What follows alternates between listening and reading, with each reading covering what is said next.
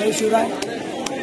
आम्ही गेले 3 दिवस झाले मुंबईमध्ये आरक्षणाच्या लढ्यासाठी आलो आहोत, पण ज्या माध्यमांमध्ये आम्ही बातम्या बघितल्या की मुंबईकरांना त्रास होतोय, पोलिसांना त्रास देत आहेत, तर ह्या सगळ्या चुकीच्या बातम्या असून आमचे कोणतेही बांधव किंबहुना मराठा समाजाचा बांधव मुंबईकरांना त्रास होईल असं वागत नाहीये किंवा पोलिसांना त्रास होईल असं बिलकुल कोणतंही पाऊल उचलत नाहीये। आम्ही शांततेने जिथं दादा बसले त्याच एरियात आझाद मैदानावर परवानगी नसल्यामुळं आम्ही सगळे बांधव कोण सीएसटी मध्ये, कोण महानगरपालिकेच्या समोर वेगवेगळ्या ठिकाणी आम्ही आमचा टापू करून आम्ही बसत आहोत।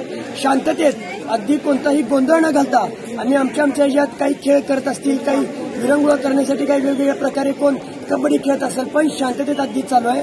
तर आमची सगळ्यांनाच एक विनंती आहे, मुंबईकरांना देखील विनंती आहे की समाजामुळे त्रास ह्या मुंबईकरांना होत नाहीये, तर त्रास होतोय फक्त आणि फक्त पोलीस प्रशासन आणि सरकारमुळे।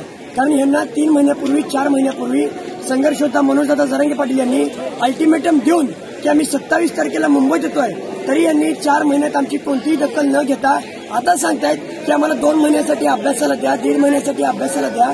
जर तुम्हाला मुंबईकरांची काळजी एवढीच असेल, लय पुळका असेल तुम्हाला की मराठी मुंबईकरांना त्रास देत आहेत, तर आमची मागणी येत्या 1 दिवसात उद्या दुपारपर्यंत दादांची मागणी मान्य करावी। आम्ही लगेच दादांचा आदेश आलेल्या मुंबई सोडायला तयार आहोत।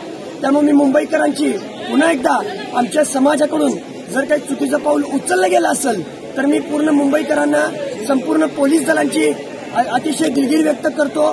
जय शिवराय, जय किसान। एक मराठा, लाख मराठा, एक मराठा, लाख मराठा। खरं तर मुंबईसाठी आमच्या पूर्वजांनी रक्त सांडले, तिची मान खाली जाईल असं कृत्य सकल मराठा समाज तर करणार नाही। कारण आमची ज्या मराठ्यांनी मुंबईसाठी रक्त सांडले त्यांचेच आम्ही वारसदार आहोत। मुंबईची मान उंचवण्याचा आम्ही प्रयत्न करू।